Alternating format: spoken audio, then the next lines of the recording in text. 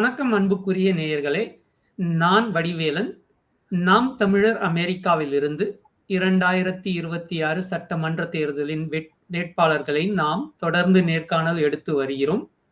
இன்றைய சிறப்பு நேர்காணலில் நம்மோடு இணைகிறார் நாம் தமிழர் கட்சியின் 2026 சட்டமன்ற தேர்தலின் சேலம் மாவட்டம், சேலம் வடக்கு தொகுதியின் வெற்றி வேட்பாளர் திருமதி குணசீலா அவர்கள். கேட்பதற்கு நிறைய இருக்கிறது, அவரிடம் கேட்கலாம். வணக்கம் தங்கச்சி, நல்லா இருக்கீங்களா? வணக்கம் அண்ணா, நலமாக இருக்கிறேன். நீங்க நலமாங்கண்ணா? வீட்டுல எல்லாரும் நாங்களும் எல்லாரும் நல்லா இருக்கோம். முதல்ல குணசீலா யாரு, அங்க இருந்து போயிருவோம். கண்டிப்பாங்க. சொல்லுங்க, உங்களை பத்தியும் உங்களுடைய பின்புலத்தை பத்தியும் சொல்லுங்க. கண்டிப்பாங்கண்ணா. நான் குணசீலா. ஃபர்ஸ்ட் வந்து தகவல் தொழில்நுட்ப உங்களுக்கு வந்து நண்பர்களுக்கு வந்து நன்றி சொல்லிக்கிறேன். ஒவ்வொரு வேட்பாளரையும் நேர்காணல் செய்து அதை மக்களுக்கு வந்து பதிவு பண்றீங்க. ரொம்ப நன்றிங்கண்ணா. குணசீலா அப்படின்னு சொன்னா ஒரு கொங்கு சமுதாயத்துல ஒரு ஆட்டோ ஓட்டுநருக்கு மகளா பிறந்து என்னுடைய படிப்பு அப்படின்னு பாத்தீங்கன்னா வந்து ஒரு அரசு மேல்நிலை பள்ளியில, மகளிர் மேல்நிலை பள்ளியில வந்து படிச்சேன். கிட்டத்தட்ட 12ஆம் வகுப்பு முடிச்ச உடனே வந்து எல்லாம் வீட்டுல வந்து ரொம்ப அண்ணா இருக்கிறாங்க. இருந்தாலுமே வந்து பெண் பிள்ளைகள் அப்படின்னாவே ரொம்ப பொத்தி பொத்தி தானே வளர்ப்பாங்க. அப்படிதான் வந்து என்னையும் வளர்த்தாங்க. காலேஜ் வந்து அனுப்பிச்சுட மாட்டேன் அப்படின்னாங்க. நான் பிடிவாதமா வந்து என்னுடைய ஃப்ரெண்ட்ஸ் எல்லாம் வந்து படிக்கிறாங்க, அதனால நானும் படிப்பேன் அப்படின்னு சொல்லி, அப்புறம் அம்மா சரி படிக்கட்டும் அப்படின்னு இது கொடுத்தாங்க, ஒத்துழைப்பு கொடுத்தாங்க. அதுல வந்து பாத்தீங்க அப்படின்னா அண்ணன் வந்து ஆர்ட்ஸ் காலேஜ் தான் வந்து நான் சேர்த்து விடுவேன் அப்படின்னாங்க. அம்மா வந்து வேண்டாம், ஆர்ட்ஸ் காலேஜ் அப்படின்னா ஈவ்டீசிங் அது இதுன்னு இருக்கும், பாப்பாவை அங்க சேர்த்த வேண்டாம் அப்படின்னு சொல்லி கொங்கு கலை அறிவியல் கல்லூரியில வந்து யூஜி பண்ணணுங்கன்னா அங்கேயே வந்து பிஜி படிக்கும் போது ஃபர்ஸ்ட் இயர்ல மேரேஜ் ஆச்சு. ஆஃப்டர் மேரேஜ் பார்த்தீங்க அப்படின்னா வந்து என்னுடைய கணவர் வந்து படிக்காதனால அவர் வந்து அவருடைய படிப்பு கம்மி தான், அதனாலயே என்னமோ வந்து என்னை வந்து பிஜியும் பண்ண வச்சாங்க. அதனை தொடர்ந்து பார்த்தீங்க அப்படின்னா வந்து ஒரு வருஷம் கேப் விட்டு எம்ஃபில் பண்ணுனாங்கண்ணா. அடுத்தது பார்த்தீங்க அப்படின்னா ஒரு 2 வருஷம் கேப் விட்டு பிஎட் பண்ணினேன். ஸோ இப்படியே வந்து என்னுடைய படிப்பு வந்து பார்த்தீங்க அப்படின்னா வந்து நீ படிச்சே ஆகணும், படிப்பு ரொம்ப முக்கியம், இப்ப இல்லைனாலும் பின்னாடி பிற்காலத்துல வந்து அது எதுக்காவது ஒண்ணு வந்து பயன்படும் அப்படின்னு சொல்லி சொன்னாங்க. ஒரு ஸ்கூல் கட்டுற மாதிரி இருந்தது அப்படின்னா நமக்கு இந்த படிப்புகள்லாம் அவசியம் அப்படின்னு சொல்லி என்னைய படிக்க வச்சது என்னுடைய கணவர் தான். படிக்கிறதுக்கு இன்ட்ரெஸ்டே இல்லாம வந்து படிச்சேன். பட் ஆனா எனக்கு ஊக்கம் கொடுத்தது பாத்தீங்க அப்படின்னா என்னுடைய கணவர் தான். இந்த இடத்துல வந்து அவருக்கு தான் நான் நன்றி சொல்லணும். இந்த இடத்துல ஒரு வேட்பாளரா சேலத்துல ஒரு கணவருடைய இடத்துல ஒரு பெண் வேட்பாளரா வந்து நிக்கிறதுல நான் ரொம்ப ரொம்ப பெருமைப்படுறேன். என்னுடைய கணவருக்கும் என்னுடைய மாமியார் அவர்களுக்கும் வந்து இந்த இடத்துல வந்து நன்றி சொல்லிக்கிறேன். ரெண்டாவது பாத்தீங்க அப்படின்னா வந்து அப்பா எப்பயுமே வந்து ரொம்ப ஒரு கவனிப்போட இருப்பாங்க. அண்ணா வந்து கொஞ்சம் கேஷுவலா இருப்பாங்க. ஏன்னா வந்து அண்ணா எதா இருந்தாலும் அண்ணா நானும் 2 பேரும் நல்லா பிராங்கா பேசிக்குவோம். எனக்கு சொல்லி கொடுக்கறதுல இருந்து பாத்தீங்க அப்படின்னா அண்ணா தான் வந்து சொல்லி கொடுத்துட்டு இருப்பாங்க. ஸோ எனக்கும் அண்ணாக்குள்ள இருக்கிற பாண்டிங் பாத்தீங்கன்னா ரொம்ப பெருசு. என்னுடைய கல்யாணத்தை வந்து அண்ணா தான் வந்து முன்னெடுத்து அதை வந்து பண்ணி கொடுத்தாங்க. சீரும் சிறப்புமா வந்து என்னைய சேலத்துக்கு அனுப்பி வச்சதே வந்து அண்ணா தான். ஸோ அவங்களுக்குமே இந்த இடத்துல வந்து நன்றி சொல்லிக்கிறேன்.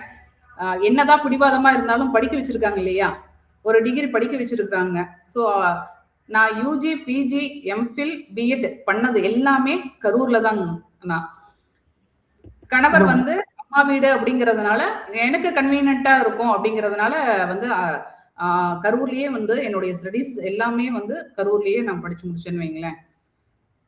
அடுத்தது பாத்தீங்க அப்படின்னா சேலத்துக்கு வந்து ஆஃப்டர் மேரேஜ் பாத்தீங்க அப்படின்னா கிட்டத்தட்ட 15 வருஷம் ஆகுது. இந்த 15 வருஷத்துல வேலை அப்படின்னு போயிருந்திருக்கலாம். ஆனா எனக்கு வேலைக்கு போக உடன்பாடு இல்லை. ஏன் அப்படின்னா என்னுடைய கணவர் வந்து ஒரு ஒரு பிசினஸ் பண்ணிட்டு இருக்கிறாங்க. சேகோ அப்படிங்கிற ஒரு பிசினஸ். ஸோ அவரு லைஃப் ஸ்டைலையே பார்த்து பார்த்து எனக்கு என்னாச்சு அப்படின்னா வந்து தனியா ஒரு தனித்துவமா வந்து இருக்கிறாங்க. கிட்டத்தட்ட சொசைட்டில அவருக்குன்னு ஒரு ஒரு பெஞ்ச் மார்க் வந்து கிரியேட் பண்ணி வச்சிருக்கிறாங்க.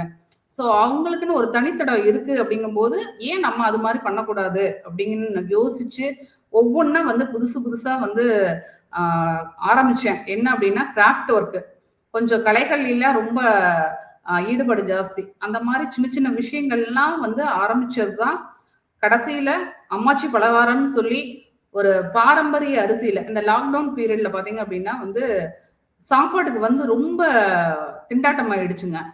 சாப்பாடுக்கு உணவு இல்லாம, அரிசி இல்லாம ஒரு இடத்துக்கு வெளிய போய் நம்ம பொருள் வாங்க முடியாத அளவுக்கு ஆயிடுச்சு. அந்த நேரத்துல தான் நான் வந்து இந்த அம்மாச்சி பலகாரம் அப்படின்னு ஒரு பிசினஸ ஸ்டார்ட் பண்ணேன். ஒரு பாரம்பரிய அரிசியில வந்து ஆ அதாவது தின்பண்டம் ஸ்நாக்ஸ் பார்த்தீங்க அப்படின்னா வந்து ஸ்வீட்ஸ் அண்ட் ஸ்நாக்ஸ் வந்து பண்ண ஆரம்பிச்சேன்.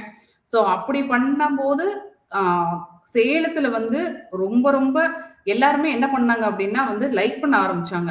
முதல்ல என்னுடைய நண்பர்கள் வட்டாரத்துல குடுக்க ஆரம்பிச்சேன். அப்படியே வந்து இன்னைக்கு திருச்செங்கோடு, நாமக்கல், கரூர் வரைக்கும் வந்து என்னுடைய பலகாரம் வந்து போயிட்டு இருக்குது.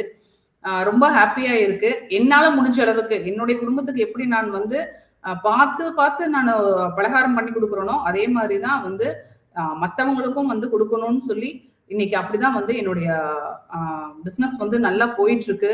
ஸோ இதுக்கெல்லாம் வந்து அ கடவுளுக்கும், என்னுடைய கணவருக்கும் வந்து நன்றி சொல்லணும். ரொம்ப மகிழ்ச்சி தங்கச்சி. ஆ நாம் தமிழர் கட்சியில உங்களுடைய பயணம் எப்ப, எங்க, எப்படி தொடங்குச்சு? அது எப்படிப்பட்ட பயணமா இருக்குது உங்களுக்கு? கண்டிப்பாங்கண்ணா. அ நாம் தமிழர் கட்சியில பார்த்தீங்க அப்படின்னா, ஒரு 5 வருட பயணம் தான். 5 வருடத்துல என்னுடைய கணவர் தான் இதுல ஈடுபாடு அதிகமா இருந்தாங்க. நான் அவங்க சொல்ற விஷயங்கள் அவங்கலாம் வந்து சொல்லுவாங்க. "இன்னைக்கு இந்த விஷயம் நடந்தது. இன்னைக்கு இந்த மாரி இருக்கு." அப்படின்னு சொல்லி சொல்லுவாங்க. அத வந்து என்னோட காதுகளோட மட்டும் நான் கேட்டுப்பேன். ஆ பட் ஆனா வந்து அண்ணாவோட ஸ்பீச் எல்லாம் வந்து எங்க அண்ணன்லாம் வந்து தீவிர ரசிகர் அப்படின்னே சொல்லலாம். நான் கூட சொல்லுவேன், "ஏய் போடா" அப்படிம்பேன். அ இப்ப வந்து பார்த்தீங்க அப்படின்னா வந்து, அந்த ஒவ்வொரு விஷயங்களும் வந்து அத உள்வாங்கும்போது, நம்ம வந்து அப்ப மக்களோடு மக்களா இருக்கிறோம். இது ஒரு தனித்துவமா வந்து மக்களுக்கு நம்மனால உண்டான வகையில வந்து அ ஒரு ஏதாவது ஒரு விஷயம் பண்ணணும். ஒரு மாறுதல் வேணும், ஒரு மாற்றம் வேணும் அப்படின்னு யோசிச்சுட்டு இருக்கும்போது தான், நாம் தமிழர் கட்சியில சேலத்துல வடக்கு தொகுதியில அ வேட்பாளரா வந்து அதுவும் பெண் வேட்பாளரா வந்து ஒரு வாய்ப்பு கிடைச்சது. அந்த வாய்ப்ப வந்து கண்டிப்பா ஒரு அழகா வந்து சேலத்தையே திரும்பி பார்க்குற அளவுக்கு வந்து கண்டிப்பா ஏதாவது ஒண்ணு மாத்துவோம் அப்படிங்கிற ஒரு நம்பிக்கையில வந்து ஆ களத்துல வந்து இறங்கியிருக்கேங்கண்ணா. மகிழ்ச்சி தங்கச்சி. ஆம். மக்களுக்காக களத்துல நீங்க எடுத்த போராட்டங்கள பத்தி சொல்லுங்க. மக்களுக்காக இப்ப வந்து அங்கன்வாடிகள்னு சொல்லுவோம் இல்லைங்களா? அங்கன்வாடிகள்ல ஆ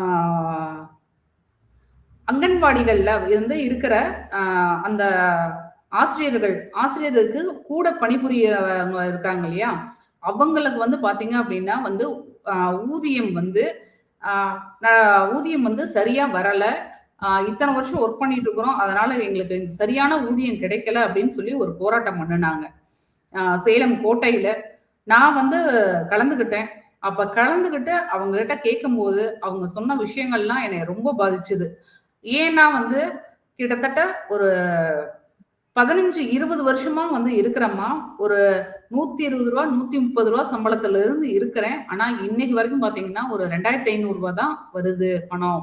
எங்களுக்கு ஊதியம் வருது அப்படின்னு சொல்றாங்க. 15 இந்த இந்த வருஷமா காலகட்டத்திலயா? என்னங்கண்ணா? இந்த காலகட்டத்தில ரூ. 2500 சம்பளம். காலகட்டத்துல ரூ. 2500 ரூ. 3000 இதுக்கு மேல வந்து குடுக்குறது இல்லைங்கண்ணா. ஒரு குழந்தைய வந்து நம்ம ஸ்கூல்ல கொண்டு போய் அங்கன்வாடியில விட்டுட்டு வர்றோம். ஒரு 3 மணி வரைக்கும் அந்த பள்ளியில இருக்கிறாங்க. அவங்க அந்த குழந்தைக்கு என்ன வேலைனாலும் கொண்டு போய் ஆ ஆ யூரின் விட்டு வர்றது, அவங்களுக்கு ஏதாவது எடுத்து குடுக்கறது, சாப்பாடு ஊட்டுறதுலருந்து அவங்க வேலை பார்த்துட்டு இருக்கிறாங்க. ஸோ அப்படிப்பட்ட ஒரு அம்மாக்கள் தான் சொல்லணும். ஏன்னா வீட்ல நம்ம அம்மான்னா பள்ளியில பாத்தீங்கன்னா அவங்க தான் அம்மா. ஸோ அப்படி இருக்கிறவங்களுக்கு வந்து வெறும் ஒரு ரூ.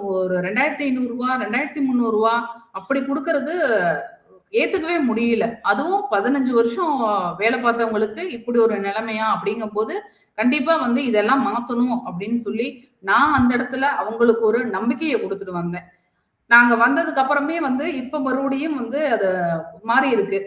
அ கிட்டத்தட்ட ஒரு 500 பேத்துக்கு கொஞ்சம் ஃபர்ஸ்ட்டு நாங்க ஏத்துறோம் ஊதியத்த. கொஞ்சம் கொஞ்சமா ஏத்துறோம் அப்படிங்கிற ஒரு முடிவுக்கு வந்திருக்கிறாங்கன்னு வைங்களேன். மகிழ்ச்சி. ரொம்ப அது சந்தோஷம். மட்டும் இல்லைங்கண்ணா. அதே மாரியே வந்து ஆர்ட்ஸ் காலேஜ்ல வந்து கௌரவ விரிவுரையாளர்கள்ன்னு சொல்லுவோம்.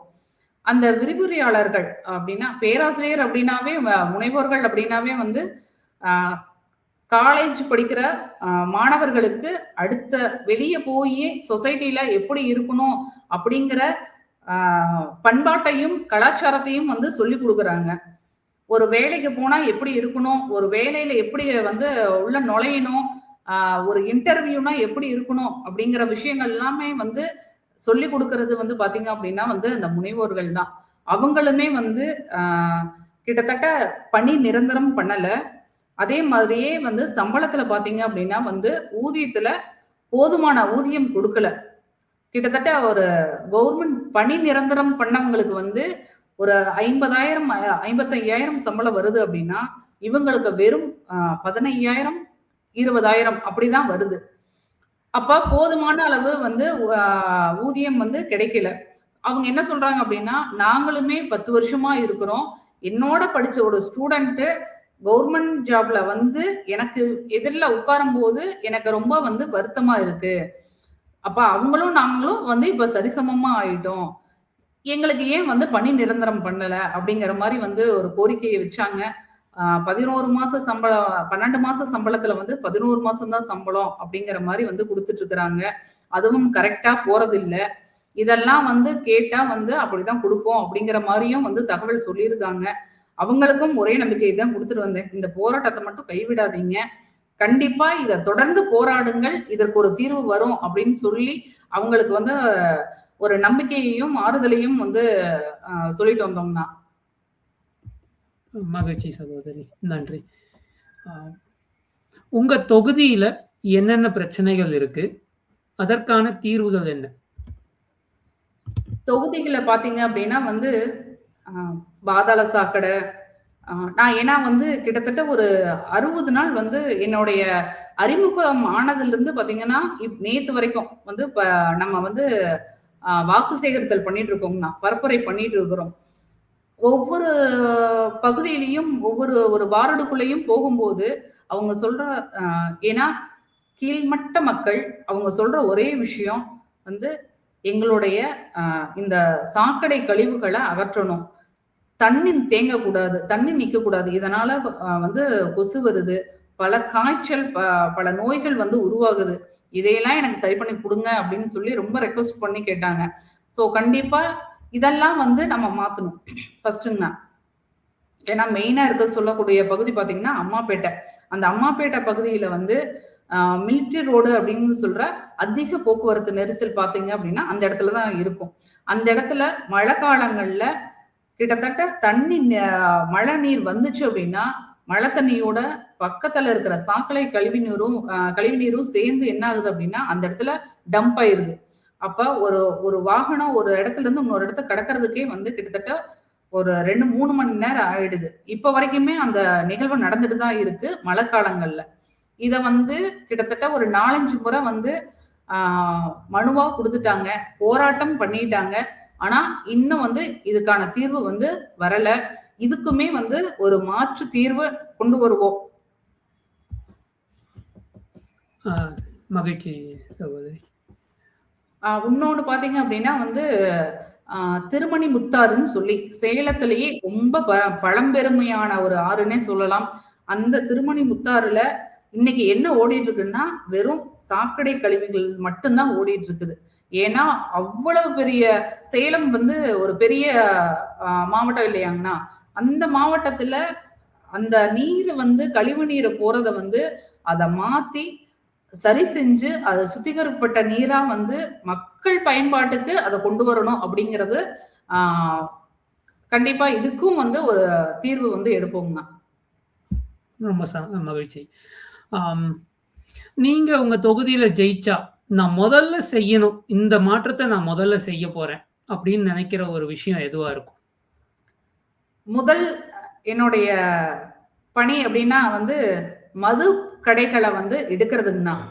என்னால எவ்வளவு எடுக்க முடியுமோ அத்தன கடைகளையும் எடுத்துருவேங்கண்ணா. கண்டிப்பா. அது தனிப்பட்ட முறையில உங்க தொகுதிக்கு மட்டும் அப்படி நீங்க எடுக்க முடியுமா? ஆ இல்ல அது கண்டிப்பாங்கண்ணா. ஏன்னா வந்து கண்ணங்குறிச்சிங்கிற ஒரு பகுதியில வந்து பார்த்தீங்க அப்படின்னா, கவர்மெண்ட் ஸ்கூலுங்கண்ணா. பக்கத்திலேயே ஒரு 100 மீட்டர்லயே வந்து மதுபான கடை. மதுக்கடை இருக்கு. அப்ப இது வந்து நெறைய வந்து போராட்டம் பண்ணியிருக்காங்க. நெறைய மனு குடுத்துருக்காங்க. ஆனா அதுக்குமே அத எடுக்காம அப்படியே தான் வச்சிருக்கிறாங்க. அதுக்கு ஒரு ஸ்டெப்பே வந்து இதுவரைக்கும் எடுக்கலைங்கண்ணா. அப்ப ஒரு குழந்தை ஒரு ஸ்கூல்ல இருந்து வீட்டுக்கு போகும்போதோ, வீட்ல இருந்து ஸ்கூலுக்கு போகும்போதோ, அந்த மது கடைய தாண்டி தான் போகணும். அதுல ம நம்ம மக்கள் பார்த்தீங்க அப்படின்னா வந்து குடிச்சுட்டு பல அ இதெல்லாம் பண்ணிட்டு இருக்கிறாங்க. ஸோ அப்ப நம்ம நம்ம வந்து அதுக்கு முன்னெடுக்கணும்னா, என்னுடைய முதல் பணின்னு பார்த்தீங்க அப்படின்னா, அந்த மதுக்கடைய எடுக்கணும். அது என்னுடைய தொகுதியில மட்டும் இல்ல, சேலத்துல முக்காவாசி இதுக்கு பார்த்தீங்க அப்படின்னா, அந்த மதுக்கடைகளை எடுப்போம்.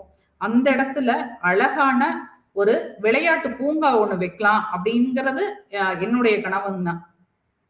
என்னுடைய கனவுங்கிறத விட, அ அந்த இடத்துல அந்த விளையாட்டு பூங்கான்னு வச்சோம்னா, கண்டிப்பா வந்து அந்த பகுதியில இருக்கிறவங்க ஒரு ஒரு எக்ஸர்சைஸ் பண்றதுக்காகவோ, இல்ல குழந்தைகளோட ஒரு ரிலாக்ஸ் பண்றதுக்காகவோ வந்து ஏன்னா வந்து ஒரு டெய்லியும் வந்து உழைச்சுக்கிட்டே இருக்கிறாங்க. ஒர்க் பண்ணிக்கிட்டே இருக்கிறாங்க. அவங்களுக்கான ஒரு டைம வந்து ஸ்பெண்ட் பண்றதுக்கான இடம் அப்படின்னு பார்த்தீங்கன்னா வந்து, இந்த மாரி விளையாட்டு பூங்கா தான். ஸோ அந்த இடத்துல அத வைக்கணும் அப்படிங்கிறது தான். நல்ல நல்ல எண்ணம் தான். ஆ எனக்கு என்ன ஒரு சந்தேகம்னா, அ ஒரு தொகுதியோட எம்.எல்.ஏ நெனச்சா, அந்த மதுக்கடைகள் எல்லாம் மூடிவிட முடியுமா? இல்ல இடம் மாற்றம் தான் செய்ய முடியுமா? அது இது மாரி எதனா பண்ண முடியுமா? இல்ல இது தலைமையிலிருந்து வர வேண்டிய விஷயமா? ஆ அ அது பத்தி எனக்கு அத பத்தின புரிதல் இல்ல. அதனால கேட்கிறேன். அப்படி ஒரு எம்.எல்.ஏ மாத்த முடியும் அப்படின்னா, இப்போ அந்த தொகுதியில இருக்கிற எம்.எல்.ஏ அவங்க செய்ய தவறுனதுக்கான காரணம் என்னவா அதோட நோக்கம் புரியுது. அவங்க தான் அதனுடைய பலனாளியா இருக்கிறதுனால முடியுது. ஆனா, அவங்கள அ அவங்க கவனத்துக்கோ, இல்லன்னா அவங்கள எதிர்த்தோ இந்த மாற்றத்த செய்யறதுக்கு நீங்களோ, இல்லன்னா ஒரு குழுவோ முயற்சி செஞ்சிருக்கீங்களா? அண்ணா கண்டிப்பாங்கண்ணா. இப்ப வரைக்கும் பார்த்தீங்க அப்டின்னா வந்து, அதுக்கு ஒரு மனு ரெடி பண்ணியிருக்கோங்கண்ணா. கலெக்டர் ஆஃபீஸ்ல கொண்டு போய் குடுக்கலாம் அப்டின்னு சொல்லி ரெடி பண்ணியிருக்கோம். கண்டிப்பா வந்து இன்னொரு ஒரு 2 நாள்ல, ஓரிரு நாள்ல வந்து அவங்கள சந்திக்கிறது தான். கலெக்டர அவங்க அவங்களையே பார்த்து, பிருந்தா மேமையே பார்த்து வந்து இந்த மனு குடுக்குறது தாங்கண்ணா. இப்ப நான் குடுக்கலைங்கண்ணா. இது முதல்ல இருந்தே வந்து குடுத்துட்டு இருக்கிறாங்க. ஆல்ரெடி முன்னாடியே வந்து குடுத்துருக்குறாங்க. ஆனா வந்து ஒரு ஒரு ஒரு பாயிண்ட் கூட வந்து முன்னெடுக்கல. அதுக்கான ஒரு தீர்வே கொண்டு வரலைன்னு வைங்க. நான் என்னால முடிஞ்ச அளவுக்கு வந்து அ அந்த கடைய அகற்றுறதுக்கு என்ன வழியோ அத நான் பண்ணுவேங்கண்ணா. முடியல அப்படிங்கும்போது, என்னுடைய தலைமை இடத்துல வந்து அண்ணன் சீமான் அவங்க கிட்ட வந்து இத கொண்டு போயி இந்த விஷயத்த அதன் மூலியமா வந்து இந்த நாங்க எங்களுடைய நாம் தமிழர் கட்சியிலேயே வந்து பார்த்தீங்க அப்டின்னா வந்து, வெளிய வந்தோம், ஆட்சிக்கு வந்தோம் அப்டின்னா வந்து, எங்களுடைய முதல் பணியே வந்து மதுக்கடைகள எடுக்கிறது தான். இது நீங்க ஒரு தொகுதி இல்ல, 234 தொகுதியிலயும் வந்து முன்னெடுத்து வந்து பண்ணிட்டு இருக்கிறோம். இப்பயும் வந்து ஒவ்வொரு தொகுதியிலயும் பண்ணிட்டு தான் இருக்கிறாங்க. அதனால முழுசா எடுக்க முடியுமா? அப்படிங்கிற விஷயத்த தாண்டி, நம்மனால முடிஞ்ச அளவுக்கு வந்து இப்ப சேலத்துல வந்து ஒரு 4 கடை எடுத்தா, மத்த ஒரு 4 கடைக்கு வந்து ஒரு பயம் வரும். அடுத்தது நம்மகிட்ட தான் வருவாங்க அப்படிங்கிற ஒரு பயம் வரும் இல்லைங்களா? அந்த பயத்த உண்டாக்கணுங்க. அதுக்கு வந்து முதல்ல ஒரு 2 கடைய, 4 கடைய எடுக்கணும். அதுக்கு நாங்க எடுப்போங்கண்ணா. கண்டிப்பா. மகிழ்ச்சி சகோதரி. ம். போன சட்டமன்ற தேர்தலுக்கும், இந்த சட்டமன்ற தேர்தலுக்கும் நீங்க தொகுதியில பார்க்குற மாற்றங்கள் என்ன? நாம் தமிழர் கட்சிக்கான வரவேற்பு எப்படி இருக்கு? ஆ போன தேர்தல்ல வந்து ஆ கிட்டத்தட்ட எப்படி இருந்தது அப்படிங்கிற விஷயங்கள் வந்து எனக்கு தெரியலைங்கண்ணா. ஏன் அப்படின்னா வந்து, நமக்கு நாம் தமிழர் கட்சியோடயே பயணிச்சதுனால எனக்கு ஆ வ லா போன வருட போன எலக்ஷன் இது வந்து பார்த்தீங்க அப்படின்னா வந்து, தேர்தல் வந்து எப்படி இருந்திருக்கும் அப்படின்னா வந்து, அப்பயெல்லாம் வந்து பார்த்தீங்க அப்படின்னா வந்து, அ நம்மளும் ஓட்டு போடுவோம் அப்படிங்கிற மாரி தான் வந்து நான் ஓட்டு போட ஆரம்பிச்சதுலருந்து, அ போன தேர்தல் வரைக்கும் பார்த்தீங்கன்னா அப்படிதான் இருந்தது. ஆனா வந்து நமக்கான ஒரு விஷயம் உள்ள நம்ம வெளிய வரும்போது தான் தெரியுது. ம மக்கள் எந்தெந்த விஷயத்துலலாம் வந்து அவதிப்படுறாங்க. எதெல்லாம் அவதிப்படுறாங்க. ஒரு ஸ்கூலுக்கோ, ஒரு மருத்துவத்துக்கோ இந்த மாரி சின்ன சின்ன விஷயங்கள் கூட அவங்களுக்கு வந்து ஆ அத சரி பண்ணிக்க முடியல. அத சரி செஞ்சுக்க முடியல அப்படிங்கும்போது, ஆ கண்டிப்பா வந்து அப்ப நம்ம இந்த இடத்துக்கு வரணும். நம்மனால முடிஞ்சத மக்களுக்கு வந்து குடுக்கணும் அப்படிங்கிற ஒரே ஒரு ஒரு சிந்தனையில தான் நம்ம வந்து இதுல உள்ள வந்திருக்கிறோம்னா களத்துக்கு. ஆ கண்டிப்பா இந்த போன தேர்தல விட இந்த தேர்தல் வந்து எப்படி இருக்குது நான் பயணிக்கிற வகையில எப்படி இருக்குது அப்படின்னா, நல்ல ஒரு மாற்றம் இருக்குங்கண்ணா. கிட்டத்தட்ட இந்த 60 நாட்கள்ல மக்கள் வந்து தெளிவா இருக்கிறாங்க. கண்டிப்பா வந்து மத்த கட்சிக்கு போடக்கூடாதுங்கிறதுல தெளிவா இருக்கிறாங்க. சிந்திக்க ஆரம்பிச்சிருக்காங்க அப்படின்னு சொல்லலாங்கண்ணா. மகிழ்ச்சி. ஏன்னா வந்து அ விலைவாசி உயர்வு எல்லாமே வந்து அவங்களுடைய வாழ்வாதாரம், அ ஒரு விவசாயம் இல்லன்னா எப்படி? இந்த மாரி விஷயங்கள் எல்லாம் வந்து மக்கள் சிந்திக்க ஆரம்பிச்சுட்டாங்க. கண்டிப்பா இந்த ஒரு சிந்திக்கிற தன்மை வந்துட்டாலே வந்து அவங்க அப்ப மாற்று இதுக்கு வந்து வர்றாங்க அப்படின்னு தான் அர்த்தம். கண்டிப்பா வந்து மாற்றம் வரும்னா இந்த தேர்தல்ல. மகிழ்ச்சி சகோதரி. திமுக, அதிமுக போன்ற கட்சிகள் ம் இப்போ தாவேகாவும் அந்த வரிசையில இணைஞ்சிட்டாங்க. இலவசங்கள அ முன்னிறுத்துறாங்க. நெறைய அறிவிக்கிறாங்க. ஆ அ இது மக்களுக்கிட்ட அ எப்படிப்பட்ட தாக்கத்தை ஏற்படுத்துது? ஆ மக்கள்ட்ட சொல்லணும்னா, திமுக, அதிமுக கிட்டத்தட்ட ஒரு 60 வருஷமா வந்து இத இத மாத்தி, அத மாத்தி அப்படிதான் போட்டுட்டு இருக்கிறாங்கண்ணா. ஒவ்வொரு தேர்தலையும் பார்த்தீங்க அப்படின்னா வந்து, இந்த தடவ அதிமுகவுக்கு போட்டாங்க அப்படின்னா, அடுத்த தடவ வந்து திமுகவுக்கு போடுறாங்க. இப்ப இதுதான் வந்து நடைமுறைங்கண்ணா. இந்த 60 ஆண்டு காலத்துல இதுதான் வந்து நடந்துட்டு இருக்குது. புதுசா வந்து உள்ள வந்திருக்கிறவங்க தான் வந்து டிவிகே. டிவிகேவோட ஆம் மக்கள் பார்த்தீங்க அப்படின்னா வந்து இளைஞர்கள் மட்டும் தான். அதுவும் வந்து அ ரசிகர்கள், இளைஞர்கள்னு சொல்றத விட ரசிகர்கள். அந்த ரசிகர்கள் வந்து அவங்கள ரசிக்கிறதோட மட்டும் இருந்தா வந்து நல்லா இருக்கும். அத தாண்டி வந்து ஒரு ஒரு கருத்தே இல்லாம, ஒரு கொள்கையே இல்லாம ஆ வந்திருக்காரு. ஆ ஏன்னா வந்து கிட்டத்தட்ட 16 வருடங்கள் வந்து நாம் தமிழர் கட்சியில வந்து நம்ம பயணிச்சுட்டு இருக்கிறோம்னா. அப்ப நம்மளுடைய அண்ணன் வந்து பார்த்தீங்க அப்டின்னா வந்து, கீழ அடித்தட்டு மக்கள்ல இருந்து மேல்தட்டு மக்கள் வரைக்கும் வந்து ஆ பயணிச்சுட்டு வர்றாங்க. பயணம் பண்ணிட்டு வர்றாங்க. பார்த்துட்டு வர்றாங்க. அப்படி இருக்கும்போது, ஆ நாங்களே வந்து மக்கள்ட்ட இப்ப தான் வந்து 36,00,000க்கு வந்து வந்திருக்கோம்னா. அப்ப மக்கள் வந்து நம்ம யாரு? நம்மளுடைய கோட்பாடுகள் என்ன? கொள்கைகள் என்ன? அப்படிங்கிறத வந்து சிந்திக்க ஆரம்பிச்சிருக்காங்க. புதுசா வந்திருக்கிறாங்க. அவங்களுக்கு வந்து கொள்கைகளும் இல்ல, கோட்பாடுகளும் இல்ல அப்படிங்கும்போது, கண்டிப்பா வந்து ஆ டிவிக்கே வரலாம். ஆனா வந்து ஆ வெற்றி பெறதுக்கு 1% கூட வாய்ப்பு இல்லைங்கண்ணா. கண்டிப்பா வந்து ஆ இன்னொன்னு சொல்லணும் அப்டின்னா வந்து, இளைஞர்கள்ல மட்டும் தான் வந்து ஆ நம்ம சொல்லணும்.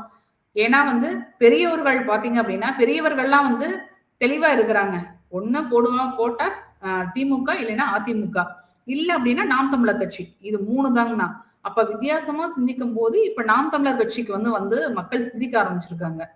இதுல வந்து டிவிகே உள்ள வருது அப்டின்னா கேட்டா, உள்ள வரல அப்டின்னு தான் சொல்லணும். மே மேபி பார்த்தீங்க அப்டின்னா, இளைஞர்கள் வந்து போடலாம். அதுவுமே வந்து நல்ல சிந்திக்கக்கூடிய இளைஞர்கள் வந்து பார்த்தீங்க அப்டின்னா வந்து, அவங்கள்கிட்டயுமே வந்து நம்ம வந்து வாக்கு சேகரிக்கும்போது வந்து, அவங்களே வந்து யோசிக்கிறாங்கங்கண்ணா. சீமான் அண்ணாவா? நான் நெறைய ஸ்பீச் கேட்டுருக்கேன்க்கா.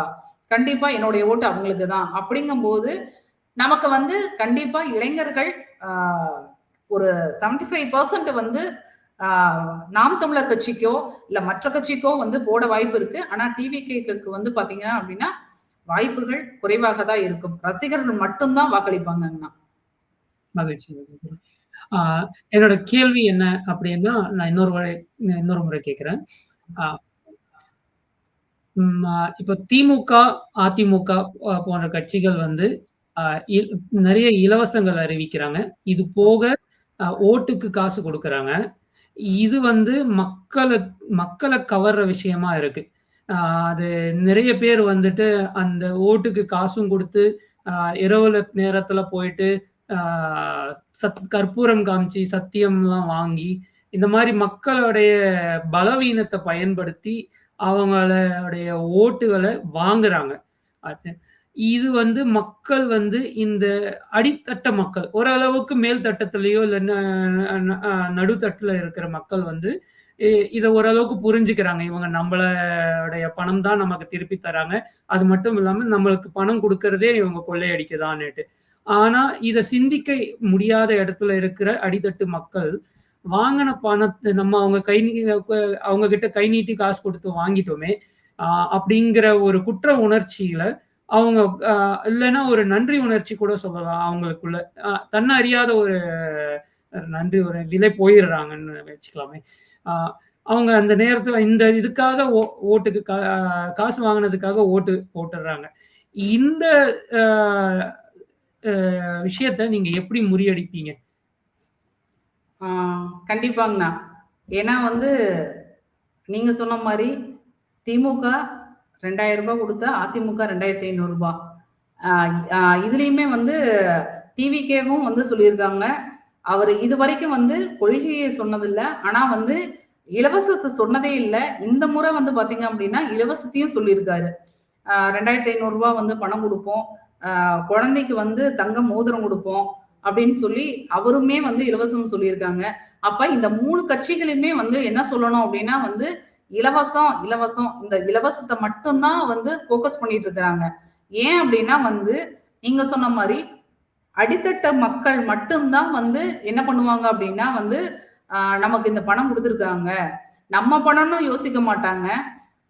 நம்மகிட்ட இருந்து தான் வாங்கி இத குடுக்குறாங்க அப்படிங்கிற அந்த சிந்தனை இல்ல ஆக்சுவலா. அப்ப வந்து நம்ம பணம் வாங்கிட்டோம், இவங்களுக்கு தான் போடணும் அப்படிங்கிற சிந்தனையில வந்து போட்டுர்றாங்க.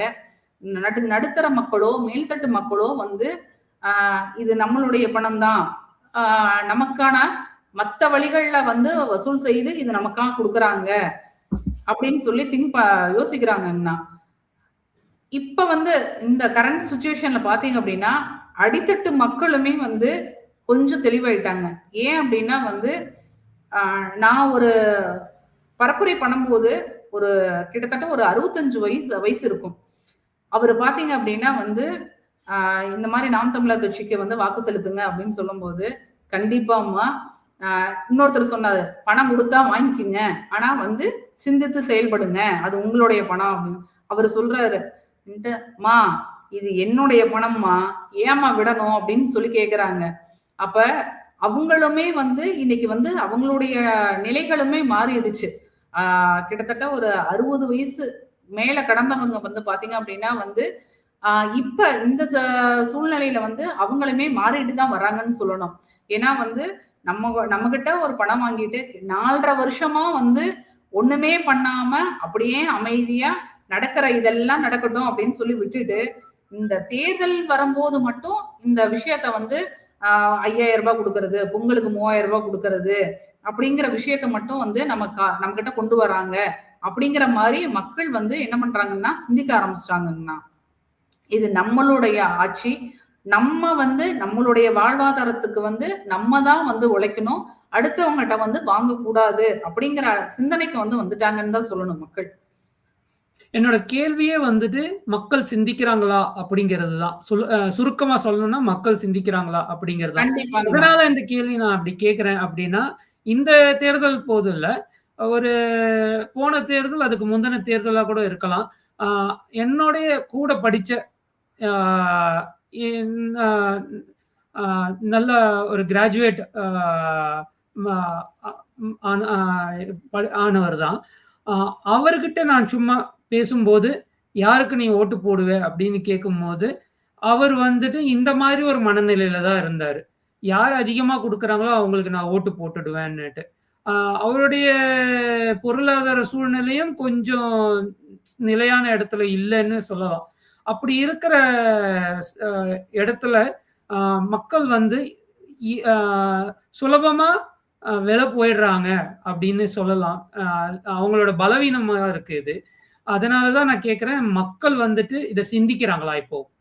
கண்டிப்பாங்கண்ணா. கண்டிப்பா சிந்திக்கிறாங்க. ஆ நான் பார்த்த வரைக்கும் பார்த்தீங்க அப்டின்னா வந்து, ஆ சிந்திக்கிறாங்கன்னு தான் சொல்லுவேன். ஏன்னா வந்து கான்ஃபிடென்ட்டா இவ்வளோ தூரம் சொல்றோம் அப்டின்னா வந்து, ஆ மக்கள் வந்து பணம் வாங்குறாங்க, வாங்கல அப்படிங்கிறது அடுத்த விஷயம். ஆனா, இந்த ஒரு 70 ஆண்டு காலத்துல வந்து எதுவுமே வந்து முன்னேறல அப்படிங்கிறதுல தெளிவா இருக்கிறாங்க. அவங்களுடைய வாழ்வாதாரமோ, அவங்களுக்கான ஒரு நிலமோ, வீடோ ஏதாவது ஒரு விஷயம் இருக்கா அப்படின்னு தான் நான் கேட்கிறேன் அவங்ககிட்ட.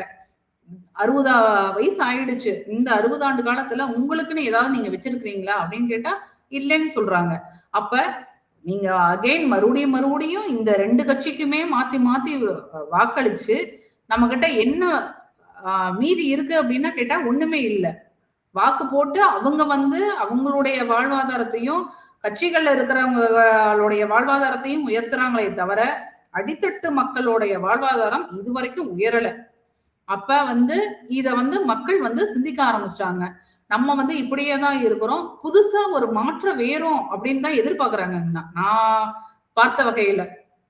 மகிழ்ச்சி சகோதரி. அம் அண்ணா மத்த கட்சிகள்லாம் இன்னும் தொகுதிய வந்து வேட்பாளர்கள அறிவிக்காத சூழ்நிலையில, அண்ணன் வந்து அ முன்கூட்டியே வேட்பாளர்கள அறிமுகப்படுத்திட்டாரு. அடையாளம் கண்டுட்டாரு. உங்களுக்கு தொ வேட்பா தொகுதியும் குடுத்துட்டாரு. இது உங்களுக்கு களப்பணி செய்யறதுக்கு எப்படிப்பட்ட ஆ ஆ ய ஊந்துகோலா இருக்குது? ஆ கிட்டத்தட்ட வந்து இந்த ஒரு அருமையான வாய்ப்பு குடுத்ததற்கு அண்ணன் சீமான் அவர்களுக்கு தான் வந்து நன்றி சொல்லணும். ஏன்னா வந்து எல்லாத்துக்கும் கிடைக்காதுங்க இந்த வாய்ப்பு.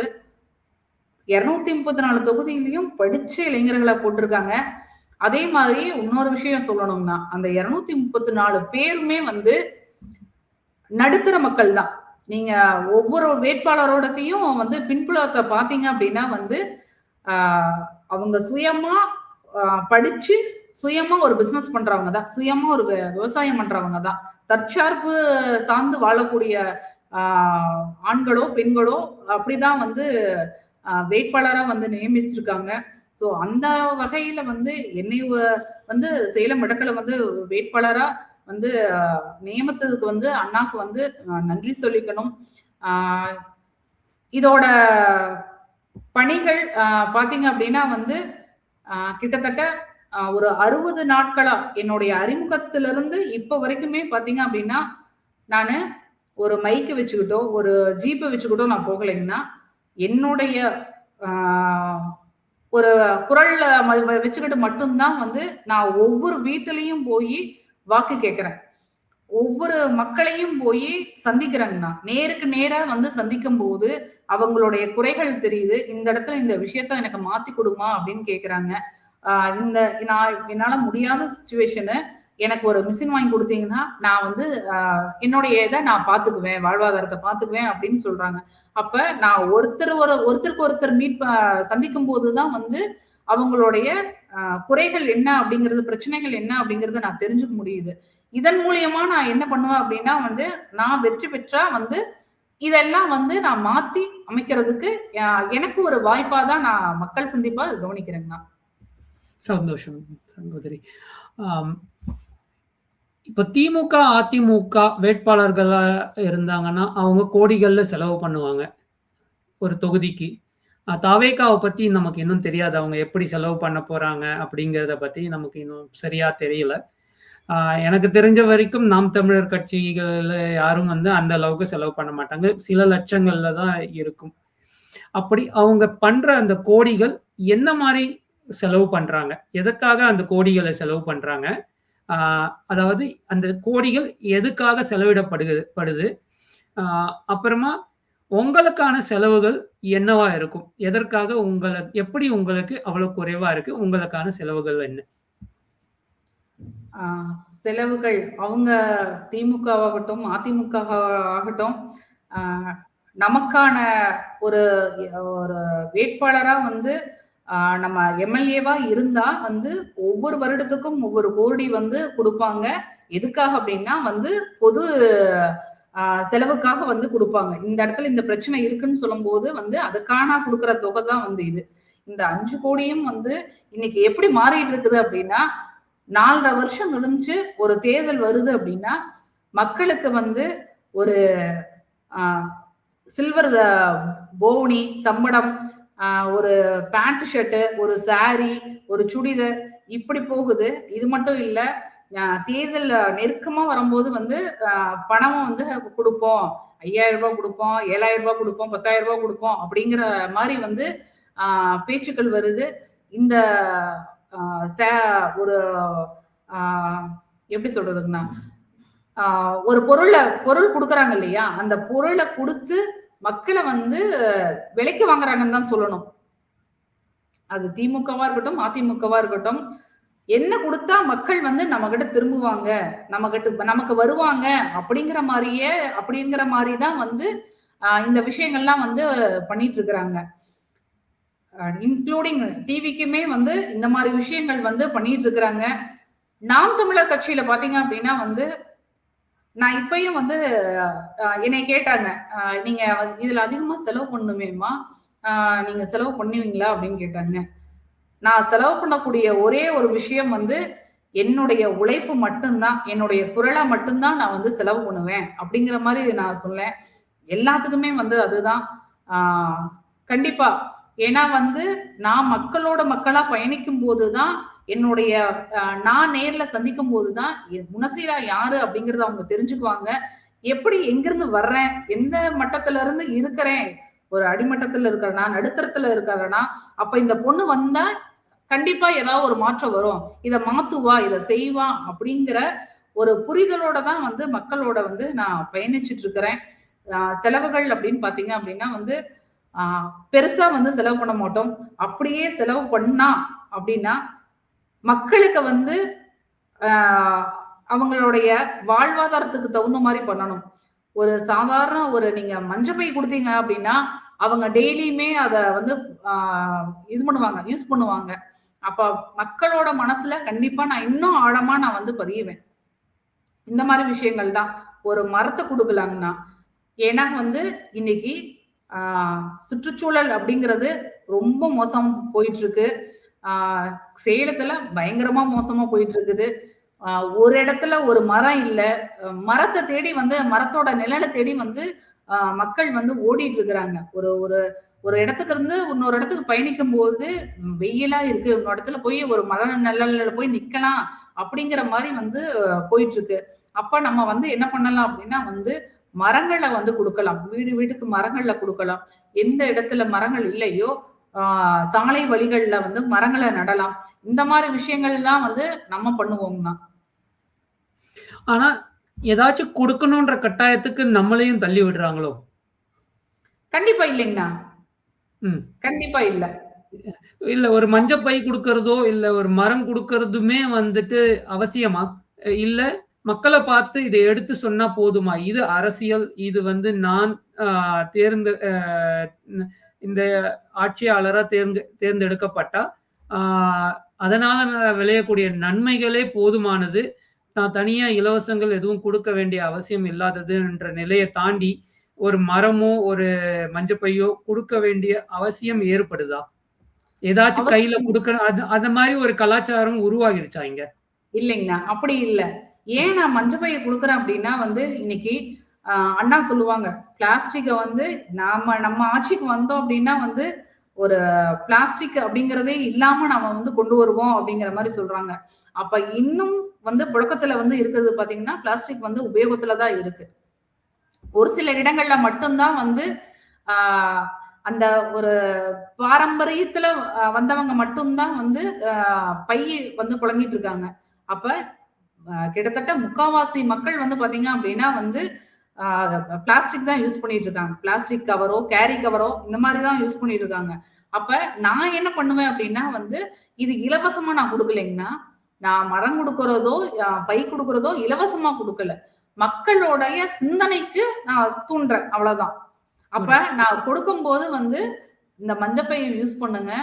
இத நீங்க எடுத்துட்டு போங்க. வெளிய போகும்போது, எங்க போனாலும் இந்த பைய எடுத்துட்டு போய்க்குங்க. ஒரு மஞ்சப்பைய எடுத்துட்டு போய்க்குங்க. அவங்களே குடுத்தாலும் வேண்டான்னு சொல்லுங்க. ஒரு பொருள் வாங்கும்போது கேரி கவர்ல குடுக்குறாங்க அப்டின்னா, அது வேண்டான்னு சொல்லுங்க. அத நம்ம என்னைக்கு வந்து நம்ம தவிர்க்கிறோமோ, அப்ப ஒவ்வொரு வீட்லயும் வந்து நீங்க நெனச்சு பாருங்க. அப்ப சிந்திக்க ஆரம்பிப்பாங்க. அந்த சிந்திக்கிற எண்ணத்த வந்து உருவாக்குறது தான் நம்மளுடைய வேலைங்க. புரியுது. நன்றி சகோதரி. நன்றிங்க. இந்த தேர்தல்ல தமிழ் தேசிய அரசியல இன்னும் முழுசா உள்வாங்காத வாக்காளர்களுக்கும், நடுநிலை வாக்காளர்களுக்கும் நாம் தமிழர் கட்சிக்கு வாக்களிக்கணும்னா ஏன்னு சொல்லுங்க? ஆ இன்றைய காலகட்டத்துல பாத்தீங்க அப்டின்னா, ஊழல், லஞ்சம், கொலை, கொள்ளை இப்படின்னு அடுக்கிக்கிட்டே போலாங்கண்ணா. ஒரு பெண் அடிமைத்தனம்.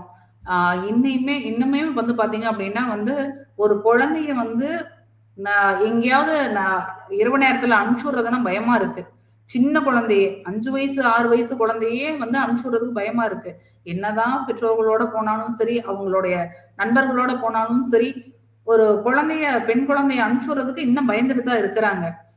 நைட்டு 12 மணிக்கு வர்ற வரைக்கும் வந்து பெற்றோர்கள் வந்து ஆ ஒரு நடுக்கத்துல தான் இருக்கிறாங்க. புள்ள வந்துட்டாளா? ஒரு 100 தடவ ஃபோன் பண்றாங்க குழந்தைங்களுக்கு. ஸோ இந்த மாரி விஷயங்கள்லாம் வந்து நெறைய இருக்குங்கண்ணா.